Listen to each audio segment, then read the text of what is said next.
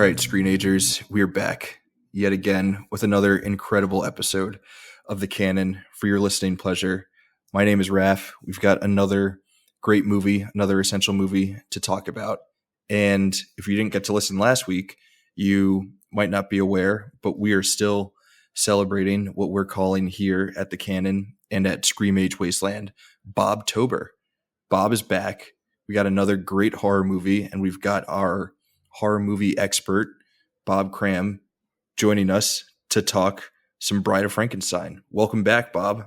Long time no speak. I know, it seems like forever, but I'm happy to be here and talking what may be my favorite movie of all time.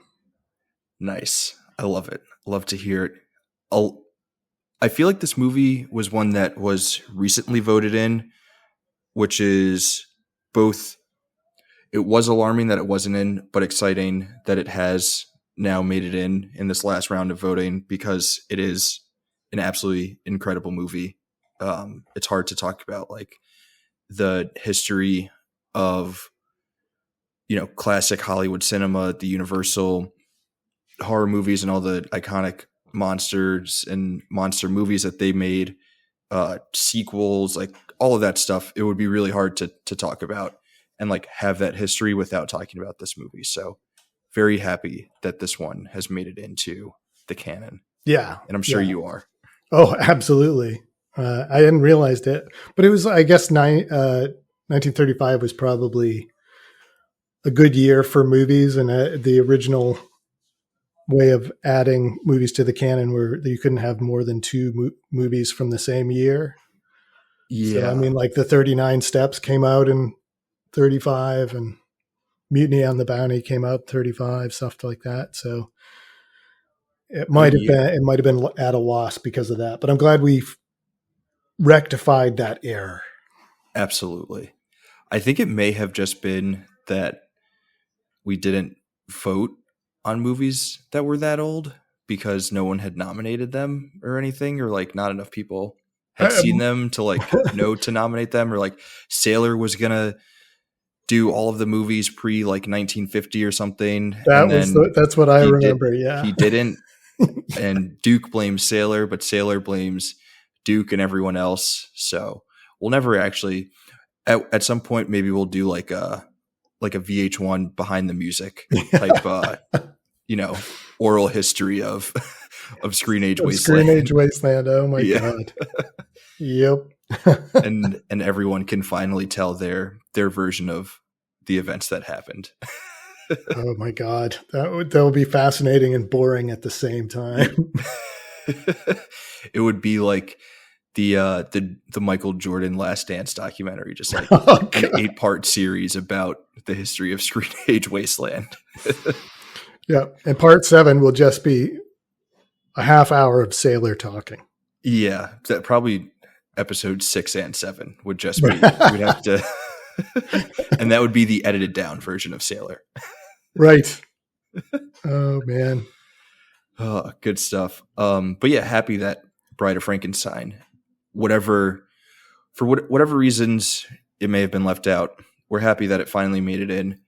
The last movie that we spoke about was The Evil Dead, and in that episode we were talking about how we were recording on a beautiful Saturday morning, a great autumn day. The weather was perfect. You were drinking pumpkin coffee. I had a pumpkin candle burning. I don't have anything like that October or autumn related going on right now in my home. So I'm wondering if you still have something sort of similar. Are you drinking? We're recording this episode in the evening. So are you drinking a pumpkin beer, maybe some apple cider, or are you also kind of lacking? Yeah, I so wish that I had something.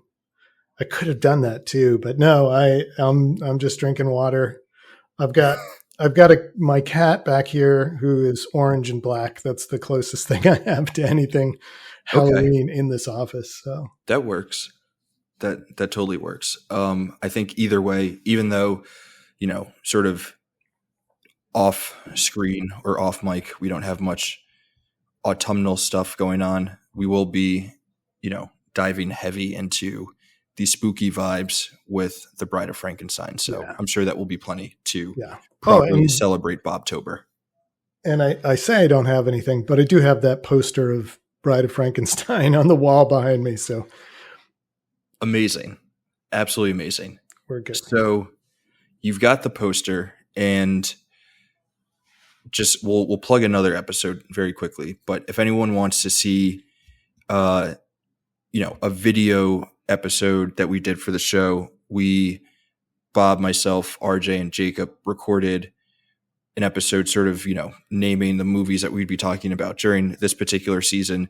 And if you watch that video, you'll see over Bob's shoulder said poster of Bride of Frankenstein. So it comes up in that episode. We previewed there that Bob was going to be on for this one because it's his favorite movie currently. And sometimes other times it is also your favorite movie, depending on which one you watched most recently. But yeah.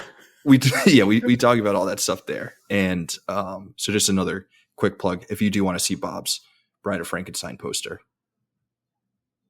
Cool. Yeah. So let's just dive right in. This is, like we're saying, one of your favorite movies. So obviously a very important movie to you. And as in addition to all the reasons that it's important for film at large, but I do want to start with what this movie means to you specifically, why it's your favorite movie. Is there something that's like special about it for you on like a personal level, or is it just like you watch this and you're like, wow, that's an amazing example of filmmaking, that's my favorite movie? Like, walk me through sort of what this movie means to you, why it's something that you consider to be one of, if not your favorite movies, if not your favorite movie. Yeah. It's Bride of Frankenstein features two of the classic Universal monsters. And I felt, even as a kid, like I knew who the Universal monsters were. Like they seemed to be, they were on my cereal. They were costumes that you could put on for Halloween. They were cartoons. They seemed like they were, I hadn't seen the movies as a kid, but I felt like I knew all the monsters personally. And that I always wanted to be friends with these creatures, particularly Frankenstein. For whatever reason, the monster had always tickled my fancy. As if I was a kid and I had a big brother, I would want it to be Frankenstein's monster, which probably says more about me than is comfortable. But I didn't get to see those movies until I was maybe 9 or 10 or so, and they started showing up on cable TV again.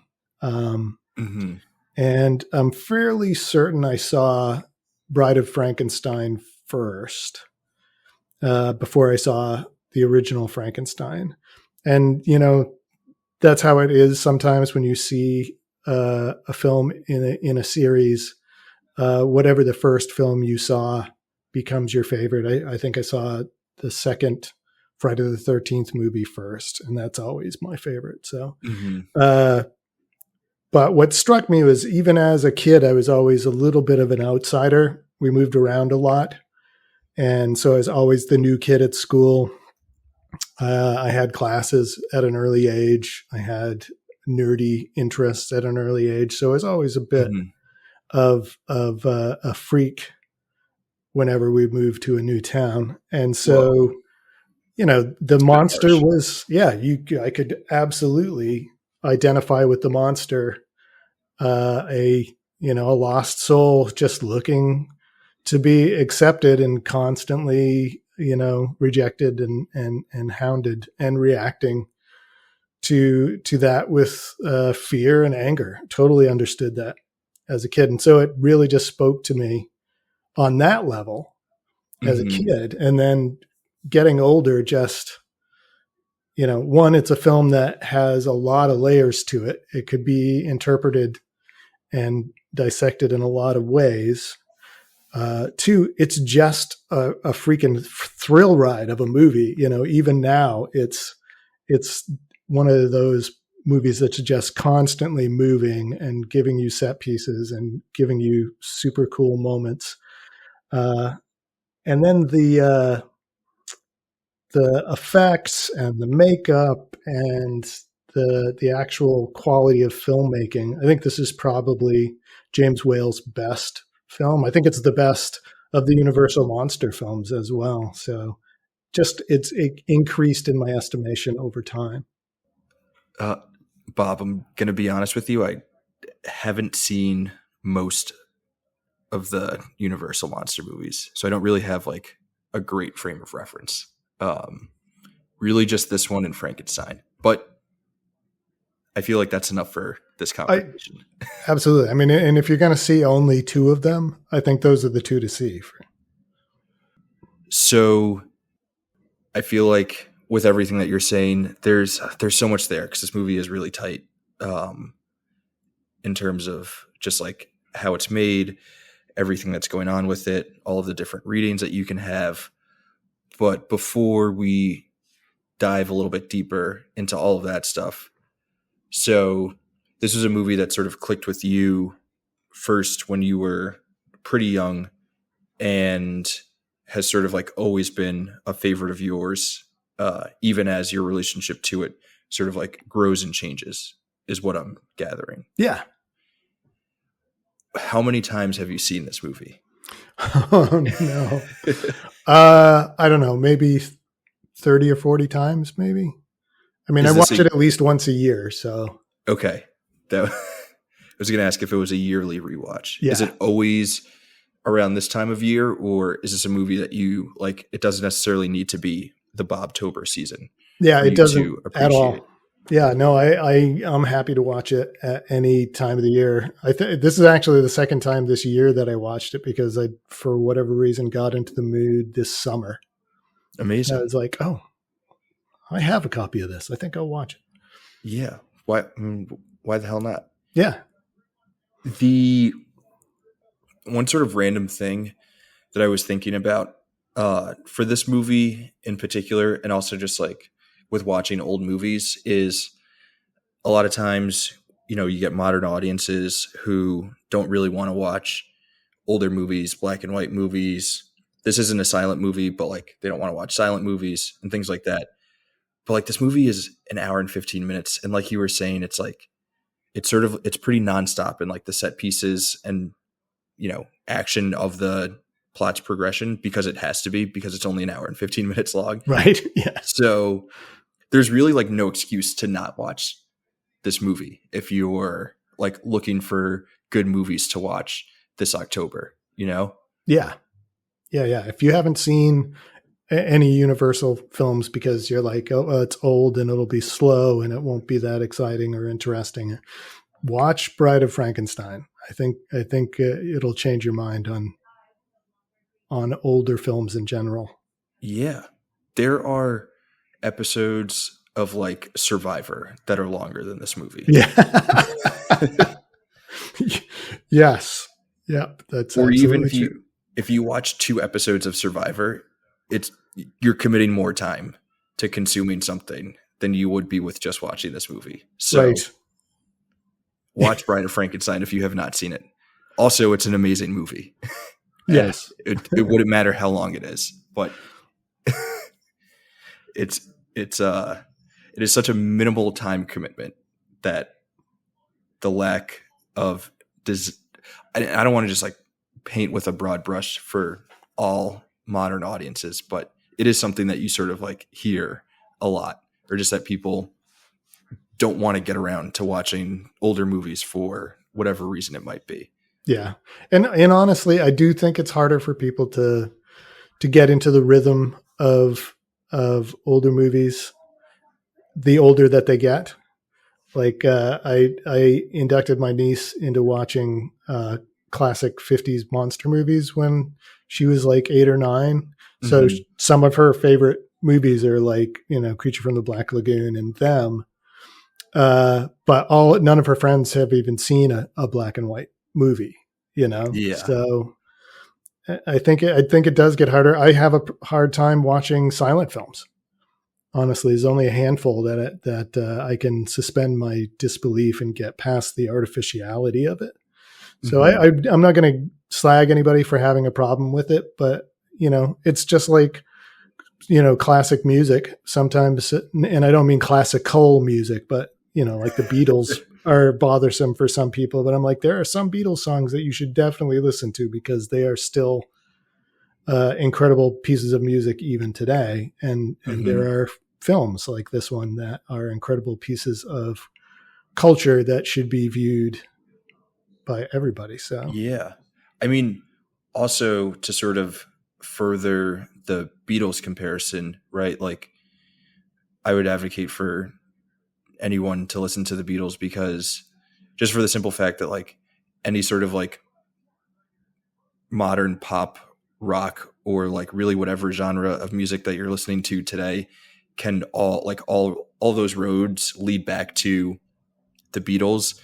Obviously like all of those roads lead back to like the blues and stuff, right. but I don't know if the blues are as accessible, but in terms of just like pop music as a whole, which then birthed like hip hop, EDM, like all of these like other genres, like all of that is directly tied back to what the Beatles were doing. So, Yeah. If you enjoy like tracing those lines back, you should listen to the Beatles. On a similar note, a lot of the ways that we understand movies today can be traced back to movies like The Bride of Frankenstein, where it is like laying out sort of, especially sequels. I think we're going to talk a lot about how this movie is one of the greatest sequels of all time. And if you're talking about amazing sequels, this movie kind of really lays the groundwork for what it is that a great sequel does in regards to its relationship to the original film. So like if you like Back to the Future Part 2 or The Godfather Part 2 or X2, I'm trying to think of other movies that are considered like the greatest sequels, The Dark Knight, if you like these movies and like what they are doing as sequels, a lot of that is sort of indebted to what we're seeing here in The Bride of Frankenstein. Yeah. So again, just like very much so advocating for anyone who might be listening who has not seen the movie to really, really like take the time to sit with it because you will enjoy it. It is still a very enjoyable, intriguing movie in the year 2024. Yeah. Just as much as it was when was this first made? 1935? 1935. I think you're right. So I keep wanting to say 34 for no good reason at all, but you're right. It's 35. Well, that would give us a clean 90 years. Right.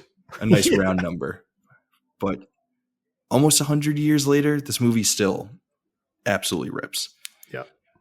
So there's so much for us to get to with the movie and what makes it great, even though it is such a short runtime. But I guess we can just start at the beginning. Like, what do you make of that opening scene and sort of framing this sequel through the lens of like Mary Shelley herself or an actress playing her, retelling or talking about like how amazing her story of the Frankenstein's monster is, and then expanding on it in what becomes The Bride of Frankenstein. Right. That's actually a sequence that Whale had to fight to keep in the film, and it's actually severely truncated from his original shot for it, mostly because apparently there was way too much imagery of Elsa Lanchester's décolletage in the other shots, so they cut a bunch of that out. But I think it's Wales' way of reminding everybody that this is a story with a long and literate history, that this goes back to the classics and is it's almost his way of elevating the story, of saying that, yes, this is about monsters, but this is, a story written, in a classic way and has classic themes. And it's also just kind of a clever way to introduce a recap of the previous film if you get right down to it as well. Yeah. So I think it's a genius little bit. And is that not the tallest window in movie history? Massive window. Yeah. So, all of like the Gothic imagery from like within that scene and then the rest of the movie is just absolutely incredible. Yeah. And side note, wasn't Mary Shelley like insanely young when she wrote Frankenstein? Oh yeah. I think she was, I want to say 17, something like that. Yeah. And the urban legend is similar to sort of like that framing in that scene is that it was birthed out of just like her and her friend sitting around on a stormy night trying to like tell each other the scariest stories. And she was like, I've got a scary story for you. A guy creates a monster after he tries to play God. Yep. It's like, okay. And then you're just going to write this amazing novel when you're 17 years old. Oh yeah. Thanks. Yep. I know. Yeah. One of the earliest science fiction stories, really. And it's funny. The other story that came out of that became famous was The Vampire by Dr. Polidori, who's not in this introduction, but became very, very famous. Nobody remembers it now, but it made vampires popular enough that certain Bram Stoker decided to write about vampires with one of his novels. So yeah. So we got Dracula, you could say that we got Dracula out of that same night eventually. Yeah. Absolutely insane. And again, just a great way to like frame the story, remind you that we're building off of another story, and also a reminder that this is like a much bigger story than just like a piece of sort of like pop cinema about a monster who grunts around town. So then we get into, it really just like picks up right where the first movie left off, but it is really easy to watch this movie without having seen the original Frankenstein. And I think you said that this was the first one that you had seen, right? Yeah. Yeah. Yeah. And you already know that, you know everything that you need from the quick recap. And honestly, most people have probably kind of absorbed the story of Frankenstein just through pop culture at this point. I think everybody knows that Frankenstein's monster is a man created out of the body parts, and that he goes on a rampage and then eventually dies. It's not something that you necessarily need to be told, at least not in the US. It's just in the ether almost. Yeah, it just exists out there. Speaking of Frankenstein's monster, the performance by Boris Karloff, who is just referred to in the credits here as Karloff, which is so baller, amazing, like, and like the earliest version of like a Seal or Madonna, instead of first name just going by last name. So cool. It's so cool. And of course the bride is credited as ? Yeah. Which is what he was credited as in the first film. Yeah. So that's awesome. So good. So amazing. Like they should do that in movies more often. Yeah. I agree. So cool. Just, who is it? Who is this mystery actor who's going to pop up in this movie? We don't know. We'll tell you later, or maybe not. But yeah, how great is his portrayal of the monster in this movie? It's going to be hard for me to not constantly like go back to the first movie too. But I know. Me just too. Stick with this movie. What do you make of his performance? Yeah, and we can't really do that because that will undercut whenever you do.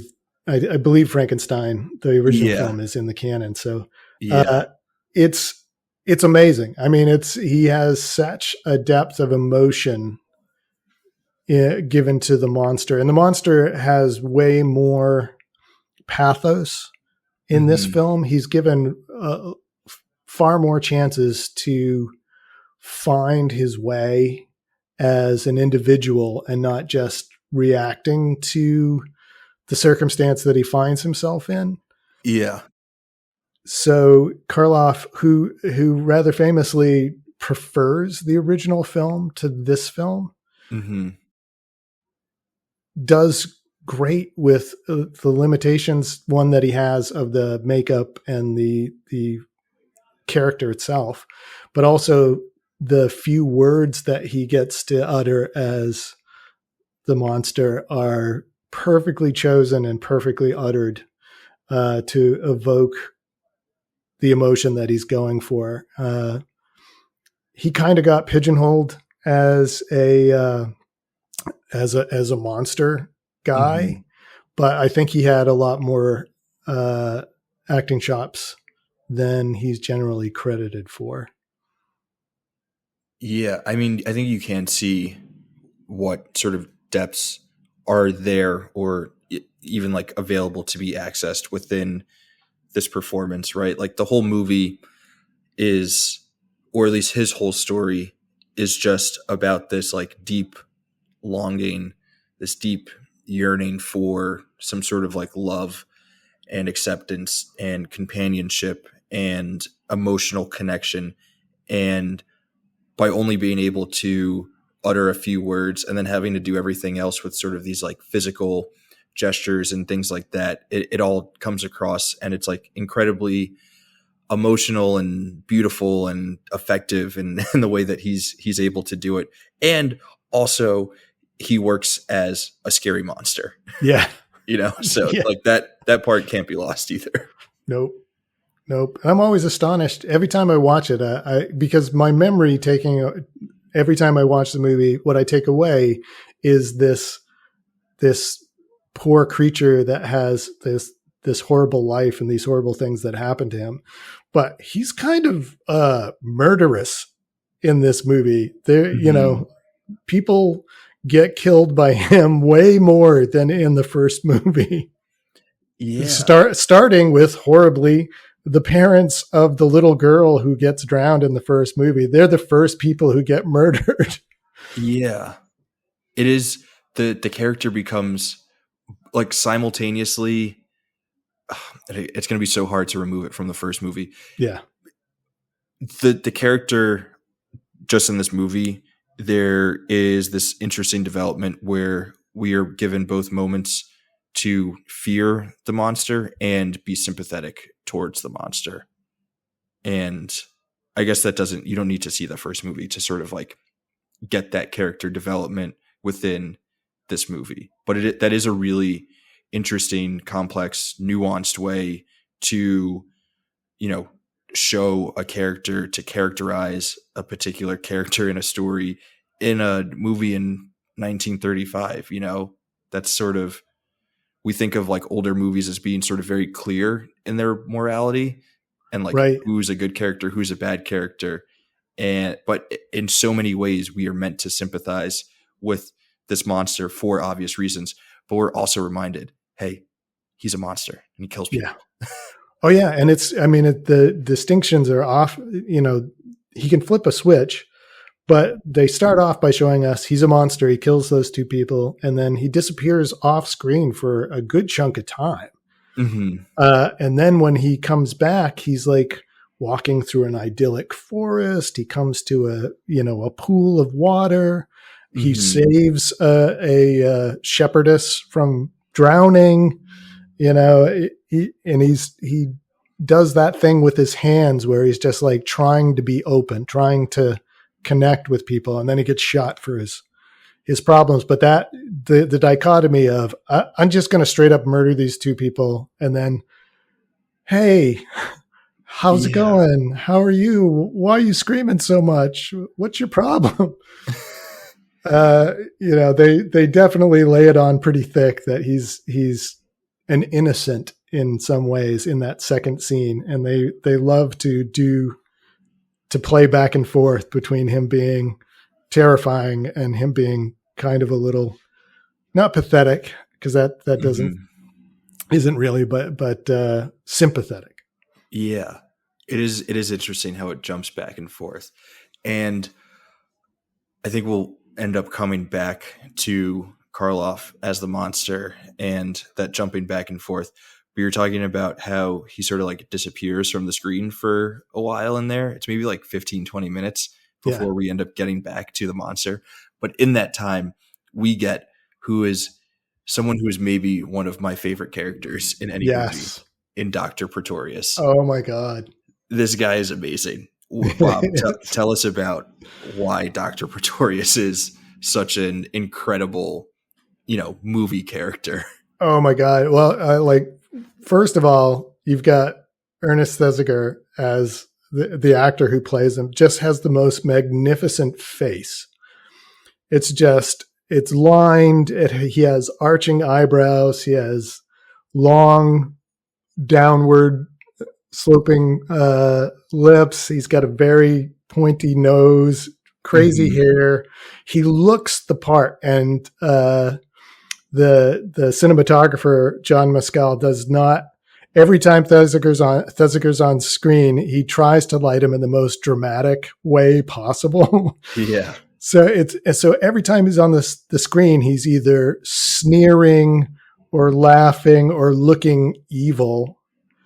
And then Thesiger makes it the most over-the-top camp performance of a mad scientist you possibly can think of. He's an absolute joy every time he's on the screen. He has no morality.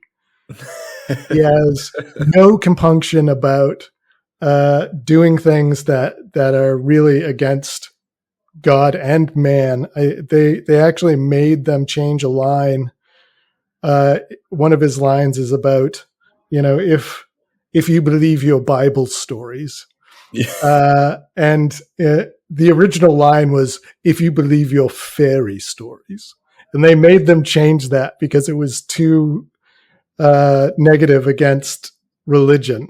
So, but the way he says it, it's even worse because there's so much condescension in that tone of voice that he uses. And he's just a fantastic, he's the embodiment of the mad scientist to me.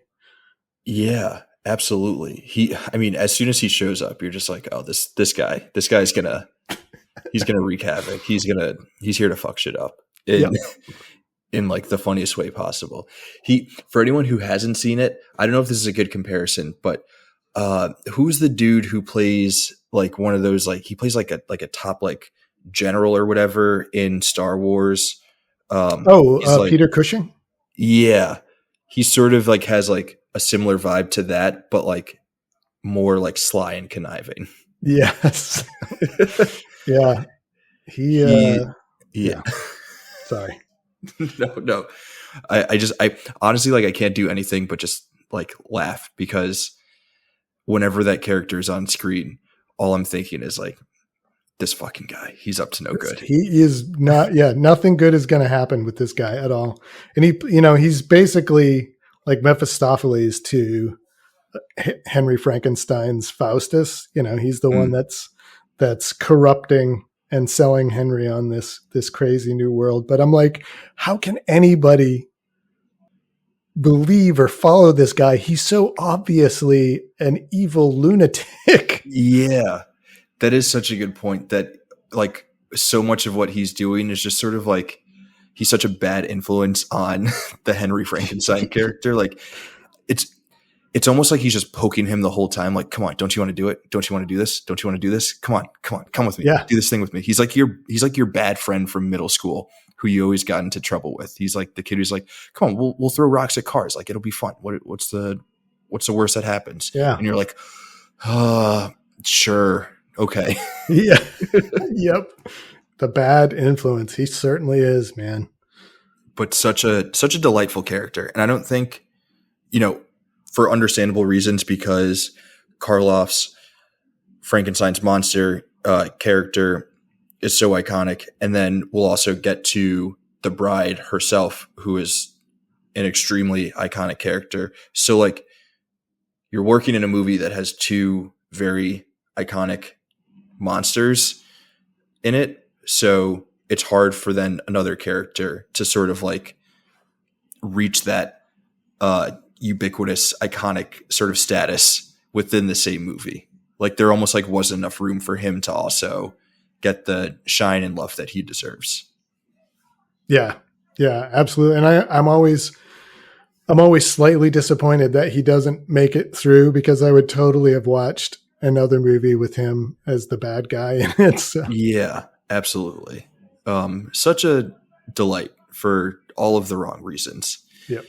With the Pretorius character, there's that great scene where he is trying to convince Frankenstein to, go ahead with this creation of life experiment that he desperately wants him to sort of like tag along for.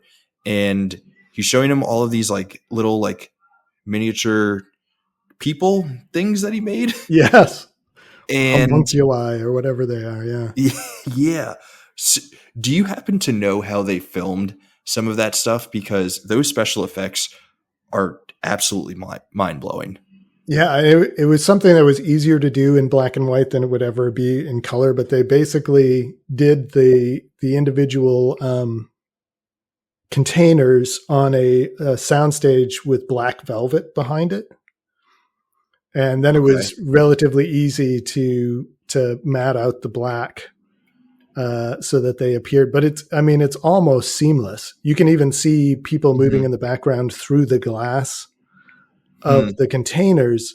So I've read a little bit about it, but it's been a while. So that's pretty much all I remember. It was a very intensive process. It was done by a guy named John P. Fulton with other helpers, but that was specifically his job to do those things. And they were an addition that James Whale made to the script. They weren't in the original script, but he was like, I want little people in glass jars. Like, okay, whatever you want. Yeah, I mean, it ended up creating movie magic. So yeah, happy that it was created, or that it was added to the script. Sort of with that, and I think you spoke about this a little bit with the way that the Pretorius character is lit and shot, but the sort of like technical aspects of this movie, I feel like it's really important when we're talking about older movies to sort of like highlight all of the technical ingenuity that goes into making them. Do you have like anything else on the sort of like technical side of this movie and like what makes it so special beyond those special effects with the little people in glass jars and like how it's lit and everything? Do you have anything else? Right. Well, this was a film that almost didn't get made because James Whale was like, no, they're like, Frankenstein did so well. Universal immediately wanted a sequel, and they were like, James Whale, you have to make a Son of Frankenstein, I think was, or Return of Frankenstein was the idea that they were going with. And he's like, nah, I think I said everything I need to say. And it took he did a couple of other movies after that, like The Old Dark House and The Invisible Man. And finally it took basically Carl Laemmle Jr., the owner of Universal at the time, saying basically, look, we'll let you do whatever movie you want after this if you will do this one. Mm-hmm. So, and he had a passion project whose name escapes me now. So he said yes, but he wanted as much control as he possibly could. So they just threw money at him. Mm-hmm. And this is a long roundabout way of saying that he built the biggest sets that he possibly could. He got the largest sound stages. He got the most money to build all of these great locations. They brought back, what was his name? Kenneth Strickfaden, who is the guy that created all those electrical pieces of equipment in the lab. Mm-hmm. They brought him back. to bring all of his equipment that he still had and to create new equipment for just this movie. And those scenes are awesome. And that kind of production value, I think they would call it nowadays, really goes a long way towards selling you on the place that you're watching. You know, everything's epic. Everything's much bigger than the first movie. Everything's lit more dramatically than the first movie, and the camera moves all of the time.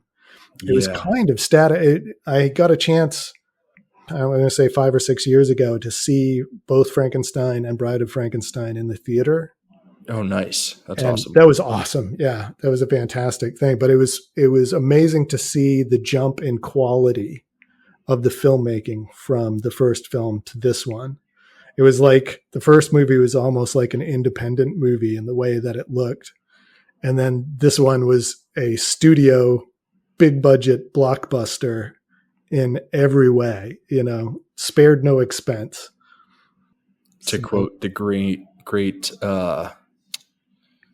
holy crap, why am I forgetting his name? I can't remember his name either. So is it John Hammond? Yes. That's embarrassing. That I should know that. It's one of my favorite movies. With the so everything that you're talking about in terms of like the studio really, really backing Whale and this movie because they, you know, really wanted him to make it. Do you happen to know like how this movie was sort of received when it first came out? Like, was this like a huge success? Were people flocking to the theaters to see it? Did critics like it? I only know how we think about it, you know, all these years later, but I'm curious if you know sort of how it was received upon release. Yeah. If I remember correctly, and I could be wrong about this, but I think it was the highest grossing film of the year. It was a huge success, which was good because Whale went way, way over budget on the movie. But I think it was one of those things where, like, now I'm not going to even try and remember what the budget was and what it would be compared to nowadays, but it made a lot of money for them and was critically acclaimed as well. Yeah. So they got a lot of prestige from that, and it really cemented Universal as a serious studio player alongside like MGM was huge at that point in time. So they became, on the back of Frankenstein and Dracula, a real player in the studio sweepstakes, so to speak. Yeah.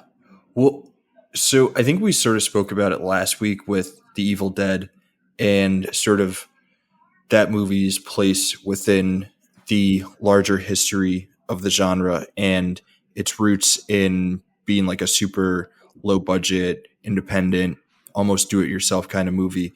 But then something like this is on the sort of flip side of that. And like the early stages of this genre, especially with these Universal movies, and this one in particular, was so tied to the studio and, you know, being these sort of like bigger budget kind of movies and these, what we would now consider blockbuster cinema. It's so interesting to think about, like not having Universal if this movie doesn't succeed, or, you know, maybe it's not that dramatic, but, I don't know if you like have like thoughts about just like this movie and sort of like the legacy of the Universal monster movies and sort of like how that bled into the rest of, you know, the genre that we all know that you love so much. Right. Right. Yeah. I mean, this was the first monster franchise. You know, the Universal monsters are still, you know, despite Tom Cruise's attempt to crash and burn the entire franchise with that Mummy movie, is still a hot property, and I'm sure they will probably resurrect the whole Dark Universe thing at some point. But yeah, you can't help but wonder. Certainly, you know, every time they re-released these movies, and they did that on regular cycles during the 40s, 50s, they did gangbuster. Right? If I remember correctly, Bride of Frankenstein actually made more money on its second release than it did on its first release. Nice. And then the when they released it in the 1950s, and by that point in time, they'd kind of descended into self-parody. As much as I love Abbott and Costello Meet Frankenstein, that's not, a high point in horror.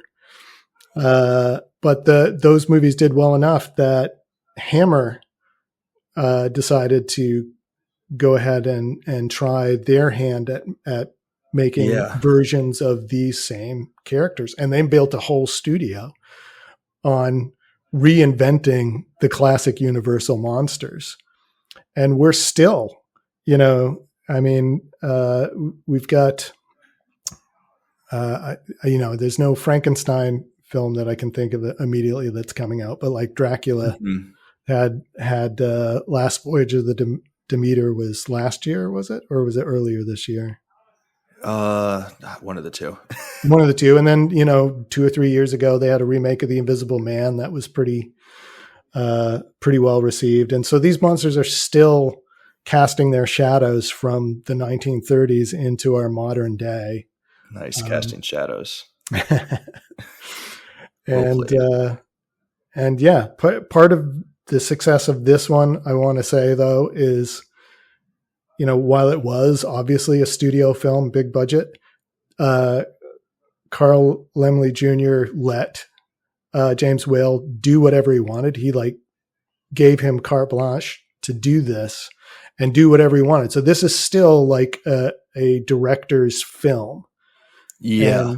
And not long after this, the Laemmles were actually pushed out of Universal, and it became a much more corporate sort of business. And James Whale did not fare anywhere near as well in that atmosphere as he did when he was able to be an auteur and do what he wanted. Yeah, really early example of one of those, defiant, sort of hard-headed auteurs that's like, studio, give me the money and get the hell out of my way. Yeah. And I'm going to make something great. And, his style, totally works. It totally shines through. You can tell that this movie is great. And it is not just great because of all of the studio backing or whatever. It's great because there is a singular voice behind what it is that we're doing within the movie. I feel like I've read in the past that there is a trend within the genre that whenever it needs a reset, it sort of always goes back to the Universal monster template and the template of the sort of classic novels of the genre. So you get Dracula, Frankenstein, and then Jekyll Hyde, which sort of then turns into werewolf movies. Yeah. And I think there's a werewolf movie coming out later this year or early next year. So I don't, like you said, I don't know if there's anything Frankenstein-y adjacent. I guess we could say Poor Things last year. Right. Yeah. Yeah. So it seems that absolutely works. Yeah. Maybe we're in this, we're at a point where although it feels like the genre is kind of thriving right now, there's a ton of great horror movies that have been coming out the last couple of years, but it seems like we're maybe at a point where it's okay, maybe we need a reset and we should go back to the classics. Right. Which is always super interesting. Well, I'll be interested to see the rethinking of Nosferatu when it comes out next year. Oh yeah. Yeah.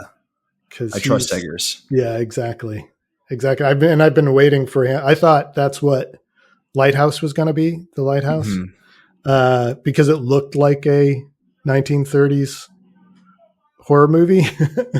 So I'm excited about that. We'll see how it goes. Very excited for that. Yeah, I'm a big Eggers guy. Yeah. So, we're returning to the classics to return to this classic. So we've got Karloff as the monster. We've got Pretorius. Do we need to talk any more about the Baron Frankenstein and that character at all? You can. There's a whole conversation to be had about Victor as Henry, not Victor.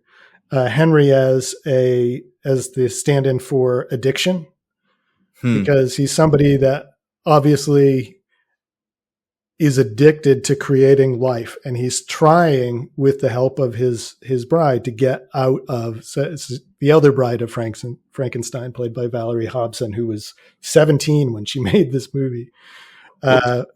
Yeah. And then Pretorius is like the dealer that just can't let him get out of his clutches, keeps pulling him back in, so to speak. And you can see he wants to get out, but the drug of creating life is also a powerful draw, to the point where when the sidekick Carl there is obviously has killed a woman to bring a heart, he kind of just doesn't pay any attention. It's obvious to anybody watching that that's what Carl has done. Yeah, he's so into the drug of it at that point in time, which is all. It's sadly ironic because, of course, Colin Clive, who played the Baron, died like 2 years later from alcohol poisoning, from alcohol addiction. Oh wow! So I did not know that. Yeah. So that kind of frenetic energy that he has comes from experience. Yeah. Wow, that's crazy. I've never really read the character that way, but that is super interesting, and I love that take, or that takeaway from the movie. I guess sort of with that, and you mentioned it before, this movie is like extremely layered and like literary in all the different readings that you can take away from it. Yeah.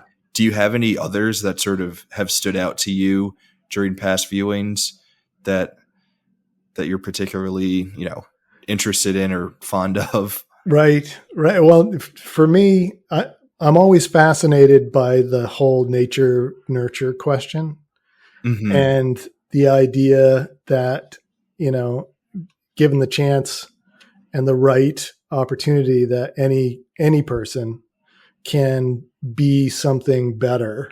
And so the heart of the movie for me is that struggle that the monster has, because he is kind of an innocent. He's a newly created soul, and all he wants really is a chance to be accepted and to find companionship. And he gets that in the middle of the film when he finds the blind hermit, and they have, they develop a real friendship, and the hermit helps him learn to speak and teaches him how to smoke, which seems weird, but okay. A very important life lesson. Very important life lesson. And he has a moment in the middle of the film of sort of an idyllic life. Like they could have continued on in that way, almost like a gay married couple, just living together and being happy. And then, of course, the real world intrudes. And that's so interesting. Yeah. Like you could read this as like a story of, gay people just trying to like live their lives and the real world crashing in on it. You monster. Yeah. There definitely is a case to be made for that kind of reading of it. But I think of the monster as being asexual, actually. I don't think he's interested in having a bride in the same sense that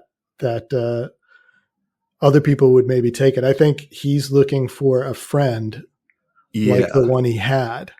And that, if he has another monster for a friend, then they won't reject him because he doesn't look like anybody else, because they won't look like everybody else either. Yeah. So It's really interesting. You yeah, could draw some like wild conclusions from that aspect of the story. Uh, but I think it like really is just a story about like a desire for companionship.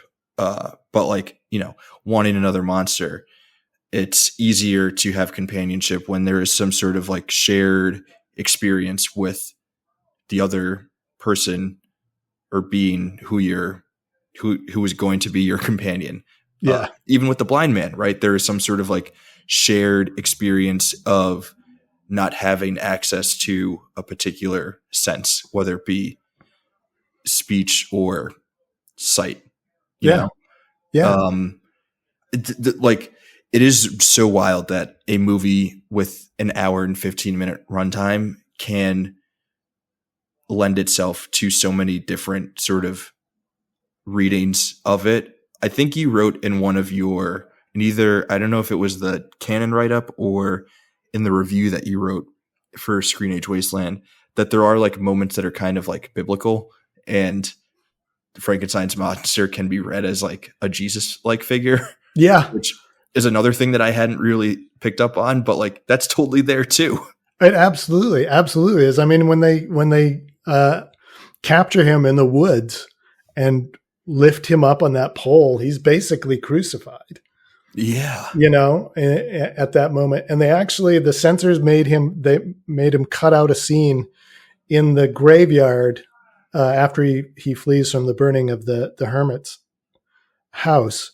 He's in the graveyard and he like knocks over that statue of a bishop.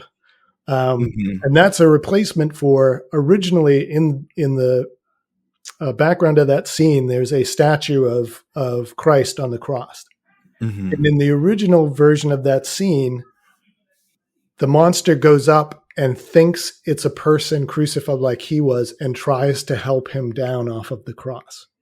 Wow. And that would have made it explicit, I think, at Yeah. that point, that he sees himself in this. And of course, they made him cut that out. Yeah. It's a little too explicit.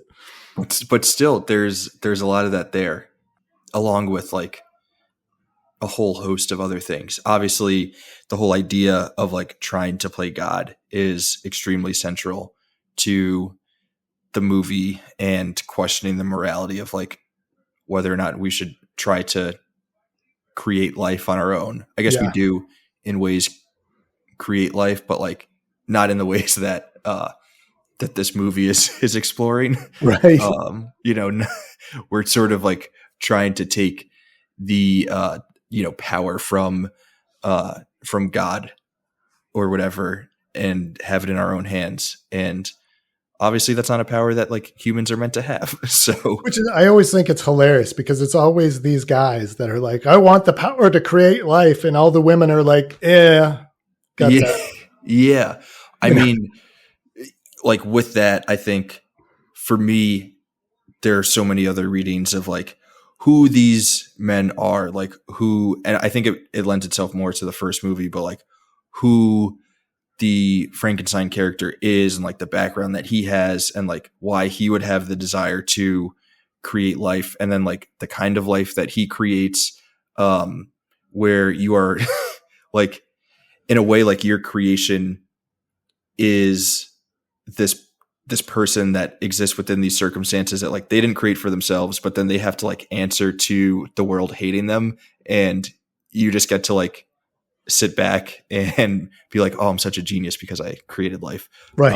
Like there's like a whole lot there in terms of just like, this could be read in terms of like not class warfare, but like class relations or whatever. And then when you throw in the bride into this movie, and like you were saying with the companionship piece, and maybe it's not like totally romantic in the typical ways that we would think of a movie about someone looking for love, but like that throws a whole nother element into the story. Yeah. Yeah, absolutely. And I actually see a lot of like sibling stuff because Frankenstein is the ultimate absent father, right? He completely abdicates his responsibility for his creations once they're created. It's the act of creation that's important to him. Yeah. And I always have this moment when the bride is first created. She obviously has an affinity for Henry. Mm-hmm. He's her safe place. He's where she goes when she first sees the monster and everything. And I'm always thinking, and I assume the monster's thinking the same thing, is like, oh, don't put all your eggs in that basket, honey, Yeah. because you are going to get disappointed. It's so true. Yeah, it is just right. He's just addicted to the creation. He's not, or to the act of creating. He's not actually addicted to or like care for uh, the people in his life. It's also interesting, sort of the dynamic between the Frankenstein character and Frankenstein's monster in terms of like the kind of companionship that they want and like what they want to get out of it. Where Frankenstein is like looking to get married just so he has like an excuse to not try to play God. But then Right. the Frankenstein's monster is just like, I just want someone who like loves me for me. Yeah. Like very different motivations for sort of the same end goal. Yep. And and he makes the same mistake of assuming that just because you create something, you control it. Mm-hmm. So he's making the same, I learned it from you, Dad, is the takeaway that he should have gotten from it. Just because you create a woman doesn't mean you own her. Yeah. Is the It's ultimate. like a slightly feminist text where it's like, yeah, these men are just like, okay, these women are here to just be my companion. Yep. And they're like, nope. No, thank you, sir. Yep. Yeah. So should we talk about the bride herself? The bride. Well, I don't know why we should. She's only in it for like 3 minutes. But they're the most iconic 3 minutes of any character in film, really. Yeah. I mean, you think that she's in it more just because her image is so iconic. Yeah. The the meme that's like, it's like time spent at club and it's like very, very small, and then it's like impact at the club and it's massive. It's like a bar graph or whatever. Like Yep. she is the ultimate version of that. Yeah. Yeah. She in it for 3 minutes, but the impact is just so outrageous. So Yeah. Bob, why don't you talk us through everything that makes those 3 minutes some of the most iconic 3 minutes in cinema? Okay. Well, I mean, one, they create her in a way that's completely different from the way that the monster was created. Monster's created out of body parts, and it seems like, and they don't really explicitly say this, it seems like this creation has been grown mostly, because there's that scene in the crypt earlier with Pretorius and the two grave robbers, and they're looking for a young woman's grave, but when they open it, it's just bones. Mm-hmm. And which leads to one of the funniest lines in the whole movie, where Dwight Fry's character says, "A pretty thing in her way, wasn't she?" Yeah, I love that line, but it's just bones, and I can't help but wonder: did they use Pretorius's capabilities to grow the body around the bones? But then they also have a completely artificial brain grown by Pretorius. Mm-hmm. They did have to get a separate heart, but she's not built out of individual pieces in the same way. It doesn't appear to be. So she's a more whole creature when she comes out. She's also apparently a fashion model. She's wearing, like, as I think somebody in one of the commentaries was like, she looks like she's come out of a fashion magazine, the way that the makeup and everything is done. So because it's a female character, they can't make an ugly female character. They make it extraordinary, especially with that hairdo. Yeah. That's another Jack Pierce job. The guy who did Frankenstein's, the monster makeup, did the makeup for the bride as well. And then the artfully placed scars underneath the chin, the bandages that wrap all around her. She comes to life, and it's a dramatic moment, not as dramatic as in the first film with the monster, but then for absolutely no reason I can tell, they put her in these kind of drapey robes, and they're both the Baron and Dr. Pretorius are like holding her train almost, and then they both drop the train at once in a dramatic presentation of the bride. And Pretorius goes, "The Bride of Frankenstein," in the most campy way possible. But it's like a presentation, It's like she's doing a walk down the catwalk or something like that, and it's just so dramatic and amazing, and with all the shadows and the movements. I think Elsa Lanchester said she based some of her movements on the swans that she and her husband used to feed at Hyde Park in London. Amazing. So it's kind of bird-like and really alien and not at all human feeling. It's every second she's on the screen is you're fixated on her. And part of that is the performance, and part of it is the makeup, and it's a genius blend. And the music by Franz Waxman, who gave the bride a theme, gave Pretorius a theme, gave the monster a theme, so that you're relating to these characters even when they're not on the screen. But yeah, fantastic. Do you think that part of the impact and sort of like iconic status of the bride is due to the fact that she's only in the movie for like 3 minutes? Like, do you think there's something to that restraint, or do you think that, she also would have been great if she were in it for an hour or 30 minutes or something else? I think you've got something there, in that whenever you leave people wanting more, I think that's a genius entertainment choice. And if we got to know the character more, would she,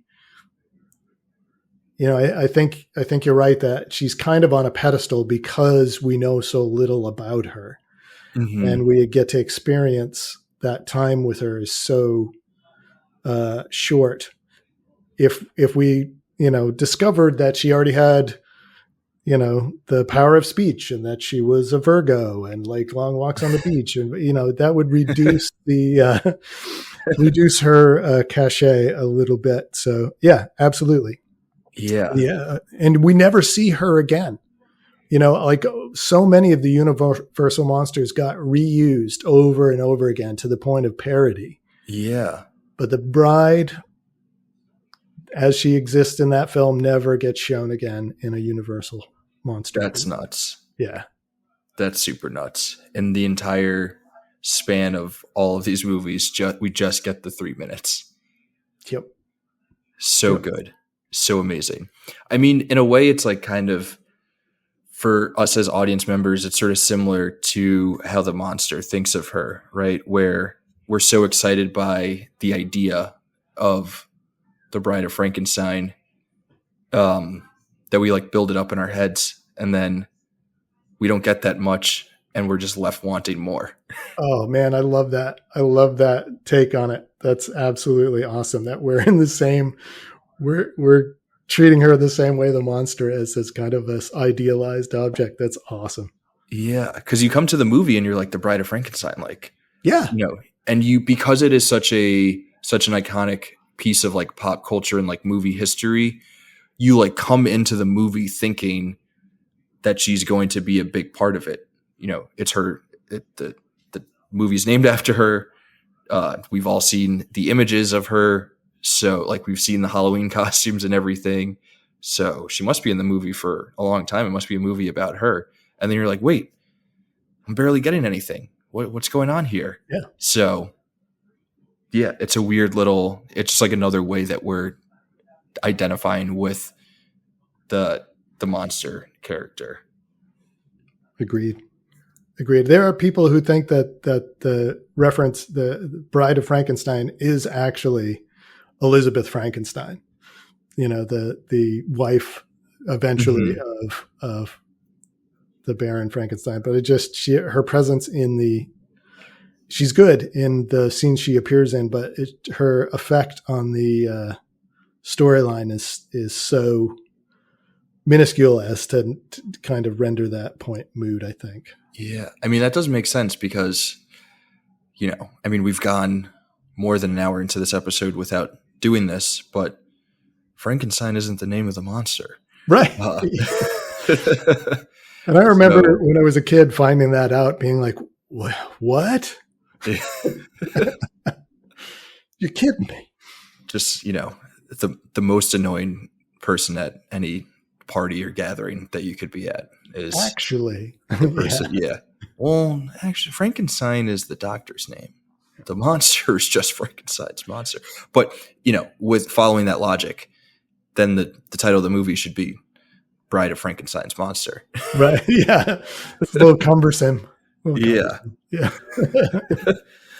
little wordy. Yeah. But either way, absolutely amazing, incredible movie. I feel like we kind of touched on a lot of, if not all of the movie. Bob, like, what is it specifically about this movie that you think?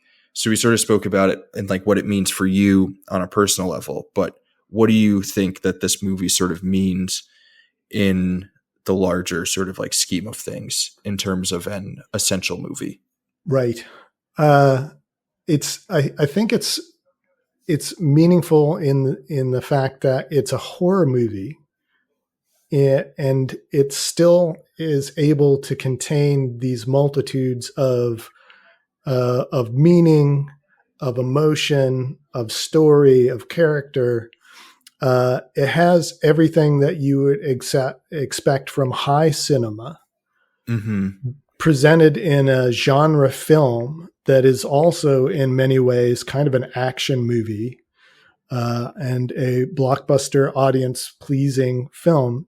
So to me, it's an example, and it's a sequel that in many ways manages to one up the original, and manages to be something of quality. So it's like a lesson that people have to learn over and over again, that it's not the genre of the movie. It's not the story of the movie. It's not the characters of the movie. It's how you put all those things together in a way that elevates everything, and gives it all meaning that makes cinema.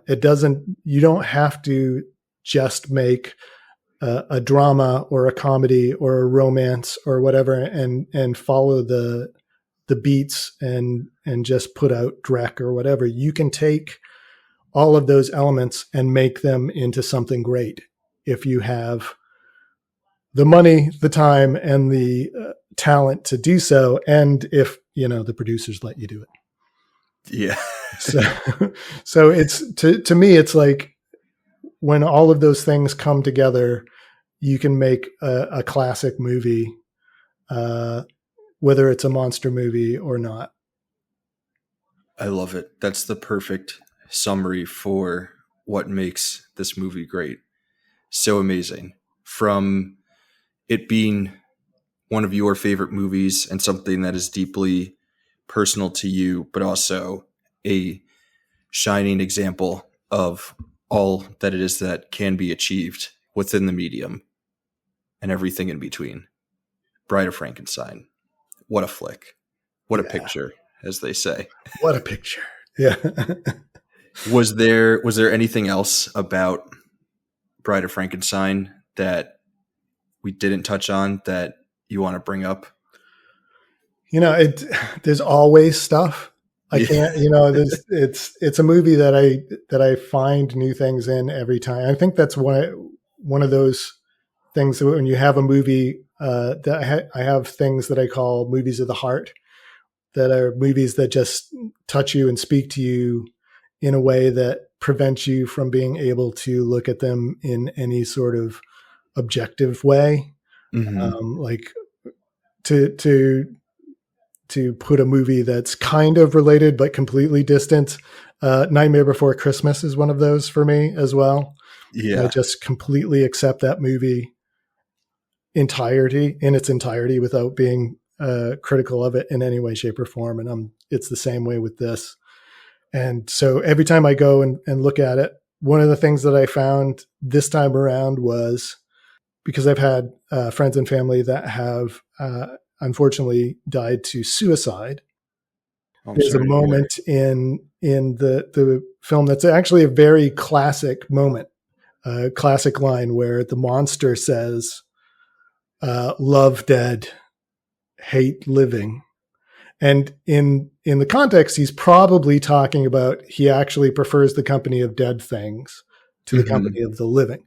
But given what the monster has been through and the rejection that the monster has been through up to that point, he could easily be talking about he would rather be dead than be alive. Yeah. And so Wow. it depends on where you are and how you're feeling when you come to the movie. You bring your own baggage with it, but the movie is capable of holding all of that. So Yeah. that's a moment that made me think, yes, this movie's always going to be relevant to me. And Yeah. It's, I mean, that goes, I'm just like, I'm very sorry to hear that, but it is, it just goes back to what we were saying, where this movie holds so many different sort of like thematic elements within, and again, like such a short runtime, yeah, and none of it ever feels lost or out of place or rushed. It's an extremely layered and sort of like emotionally complex movie, while also being something that's really exciting and entertaining. Something that very obviously can be extremely personal for viewers. It's just like, this is like a great example of, again, what this medium can be yeah, when done the right way. yeah. There is one more thing, because we didn't actually talk about the end of the movie. Mm-hmm. So there's a conveniently placed lever that apparently Yeah. destroys the entire laboratory. It's just sitting there on the wall.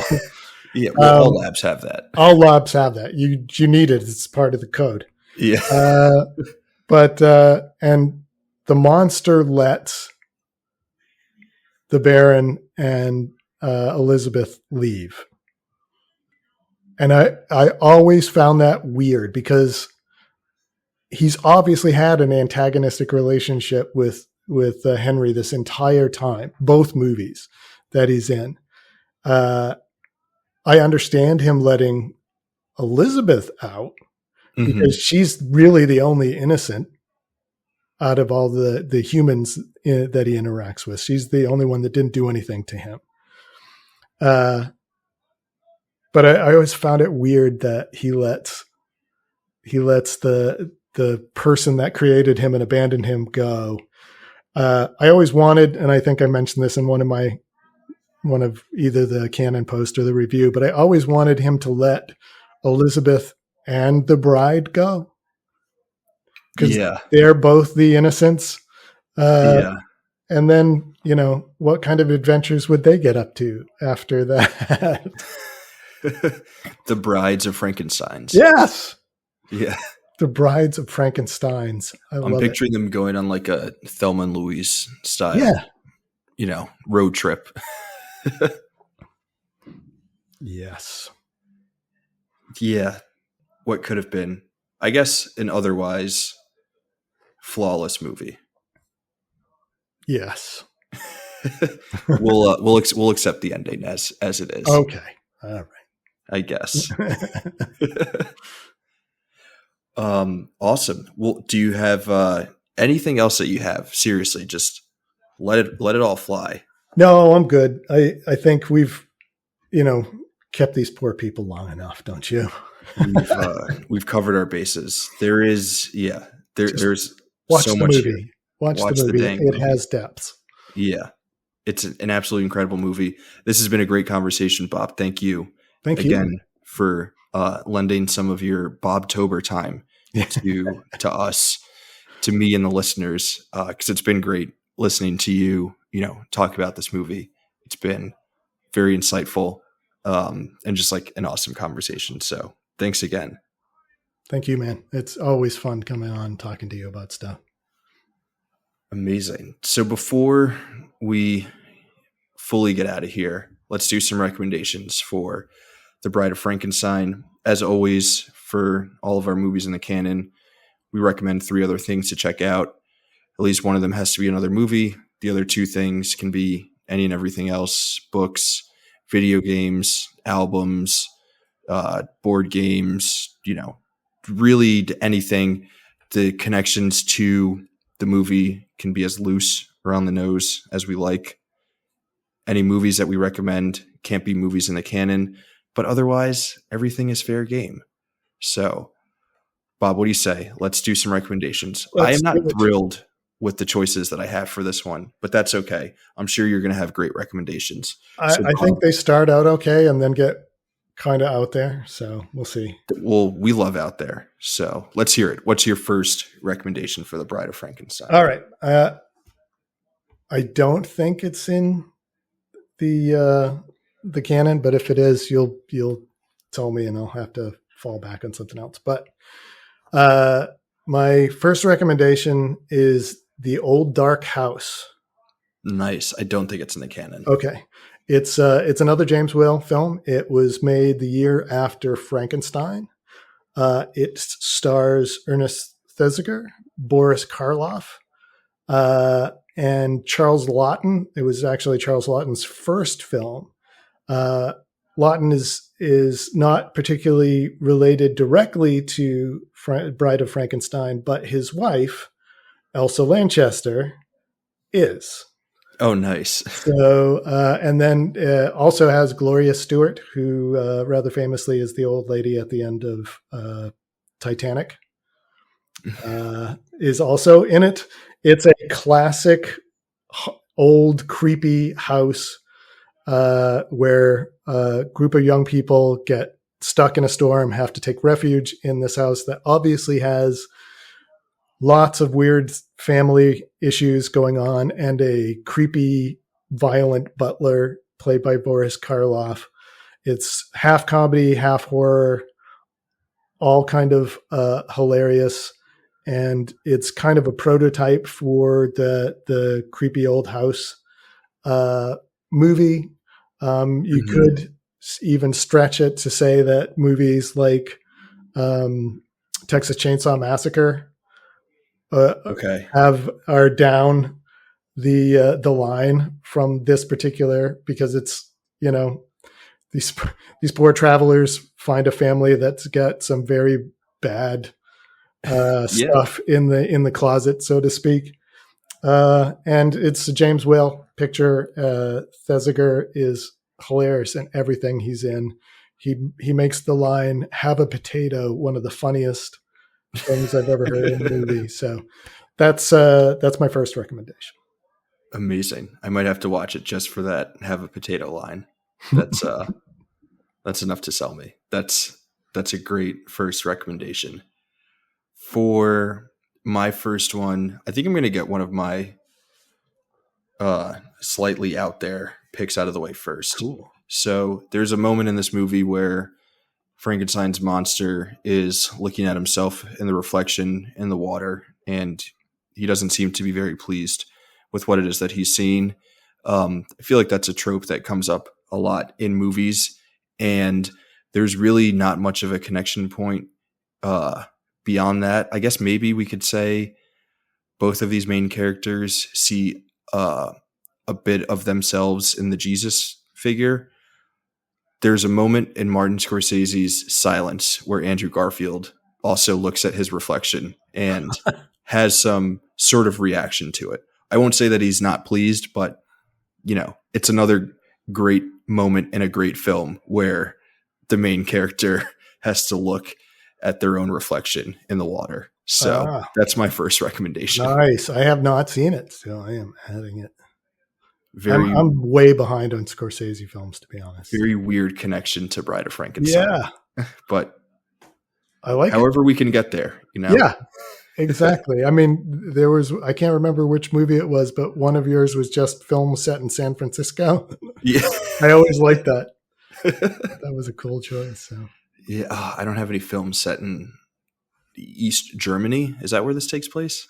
I think it's just Eastern Europe in somewhere. Quotes. Yeah. Somewhere out there. Somewhere out there. Yes. All right, cool. If you want, I'll go with my second pick. Please. My second pick is actually a book series. Nice. The entire series is called The Extraordinary Adventures of the Athena Club by Theodora Goss.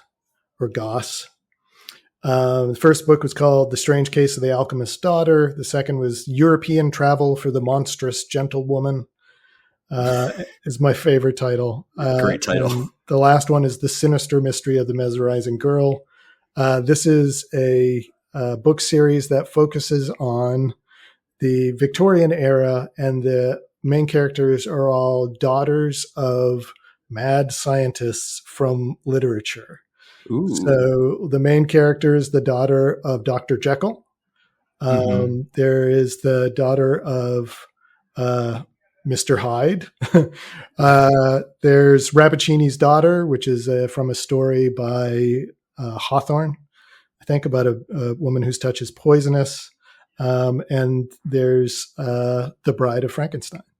I can't remember the name of the character in the book, but she's an essential part of it as well. And yeah, they interact with all kinds of Victorian heroes, including like Sherlock Holmes and Dr. Watson, and have all kinds of cool adventures. It's a fun series, well researched, and kind of ridiculous, but it's super fun and highly recommended. That sounds very fun. That sounds really cool. I love that. That's actually a book series I'm thinking about adding to the list. Sweet. So for my second recommendation, I think I'm going to go with another kind of out there connection, but please follow me. I'm recommending 3 movies. Yeah. So for this movie, we spoke a little bit, or we mentioned briefly, Poor Things, which is very much so a take of sorts on the Frankenstein story. I'm not recommending Poor Things, but the main actor in Poor Things, Emma Stone, is in another movie that is somewhat related to The Bride of Frankenstein, in that it is a story about a guy or guys who are desperately seeking companionship in the form of a lady friend, and are somewhat rejected at the end of the day. I am, of course, talking about one of my favorite movies, a movie I probably recommended before, but I'm recommending Superbad. Excellent. I had so many feelings, because I was like, where is he going with this? And for a second I was like, oh, he's going to recommend Frankenhooker. Yeah. I'm not familiar. Yeah, no, don't worry about that particular. And then I thought you were going to recommend Weird Science. And I was like, another movie I haven't seen. Yeah. Yeah, but Superbad. That's awesome. That's hilarious. Dudes, there was another movie that I was thinking about, a guy who desperately wants a girlfriend and doesn't get one at the end of the day. But it is a movie that I find to be pretty reprehensible. So I really wanted to avoid recommending it. And luckily was able to find something else. That's good. Jeez. $5 to anyone who can figure out what movie I'm talking about, and either, comments on the website or on the YouTube page or something with the correct answer. I will personally Venmo you, not even $5. I will Venmo you $10, $20 to anyone who can guess what movie it is that I'm talking about. If you wait another 10 minutes, it might be 50, guys. It might be 50. Yeah. Depending on how long recommendations go, it might be $100. Oh God, no. That's All right, awesome. Bob. Yeah, what's your third before All right. I decide Okay. to empty my life savings for? Yeah, please don't do that. All right. So this movie, this last one is a movie. It's about a person who's struggling with, trying to figure out who they are in the world, and whether the circumstances of their creation define who they are, or whether they can, move past that and become the person that they want to be. This can go so many ways. Yeah, and in many ways, the person that they were was a monster created by other people. I am, of course, talking about 2002's The Bourne Identity. I love memory, amnesia stories, Yeah. because I like that whole question of whether we are inherently a certain kind of person, or if it's the result of our life up to this point. So when you get that erased, can you be a better person than what you had been up to that point? Can we move past being the things that we were? So, it was either this, or I actually honestly was thinking Memento. I think Memento's in the canon. Yeah, that's what I was like. That's, it's not going to be on the canon, The Bourne Identity. So Yeah. Wow, that's so good. Totally. Yeah. A monster created by others to exist in the world, and like reckoning with that. Amazing. I love that. So, okay, my third recommendation is I should have saved my fun connections for the end, but instead I'm going to go with something that is a little bit more basic. But we were talking about sort of like the genre, and when it being in need of a reset sort of goes back to the Universal classics that happened in the 90s, right? We had I think Kenneth Branagh's Mary Shelley's Frankenstein was at some point in the 90s. Obviously, Francis Ford Coppola's Bram Stoker's Dracula. And I don't know if there was a Jekyll, Hyde, or werewolf movie that was made in the 90s. But sort of with that revival of the Universal monster movies was what was a pretty good entry into the blockbuster horror sort of, genre, we'll say. I feel like I've been saying the word genre so much the last couple of weeks.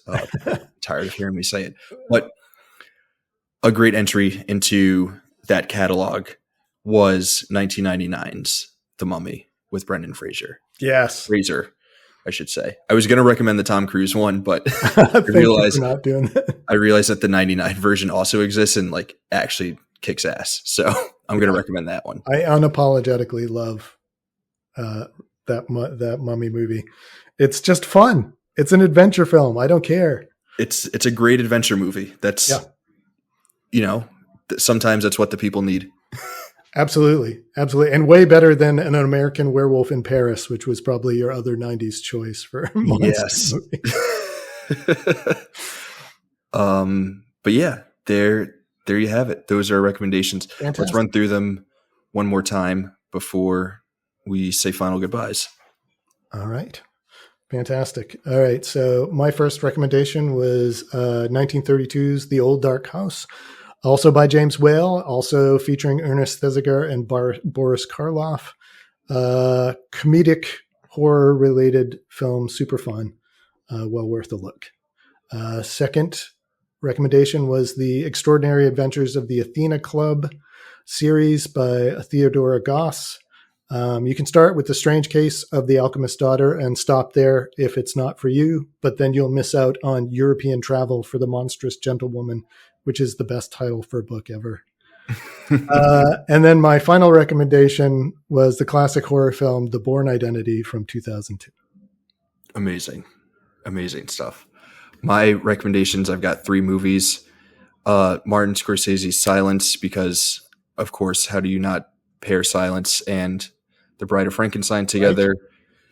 Second is Emma Stone, Jonah Hill, and Michael Cera in Superbad, because how do you not pair Superbad with The Bride of Frankenstein? Duh. And my third and final recommendation is Brendan Fraser in The Mummy, because that actually kind of makes more sense to pair with The Bride of Frankenstein. Bob, thank you again. I think this ends our Bobtober run, unfortunately. We do have one more spooky movie to get to next week, but Bob will not be joining us, although I'm sure it's another movie that you love, Halloween. What is it? Oh, yes, of course. Yeah. That's fantastic. I'll be listening. But in case you listeners want more Bob, you can find his work all over ScreamAge Wasteland, which is what we're calling it during the month of October, celebrating the season. Bob, what do you have for us on the website? It's so fun because we did Psycho and then we just did Evil Dead. I feel like I'm just repeating myself as far as the stuff that I've written a bunch of entries for Sailor's 500 greatest horror movie characters list that's going on every day this month for a while. I'm doing horror movie reviews on Fear Flashback Friday every Friday this month. And had a Canon post earlier this month for War of the Worlds, which is horror adjacent. I think that's plenty, don't you? Yeah, amazing. All good stuff. So again, listener, if you want more Bob, you can listen back to some of those other episodes from earlier this month, as well as checking out that monstrous list that Sailor put together, as well as some less monstrous articles and reviews and stuff from Bob. A lot of good stuff. I'm sure there are other great articles coming out on the website. I may or may not have a few reviews of some more recent spooky movies that have come out within the year that folks should check out. But otherwise, like I said, we'll be coming back next week to end spooky season with another slasher, the final in our sort of holy trinity of slasher movies. We did Psycho, we did Scream, and we're going to be ending it, like I said, with Halloween. Seems fitting for the end of the month. We hope to see you there. And once again, as always, in the meantime, we'll see you in the wasteland.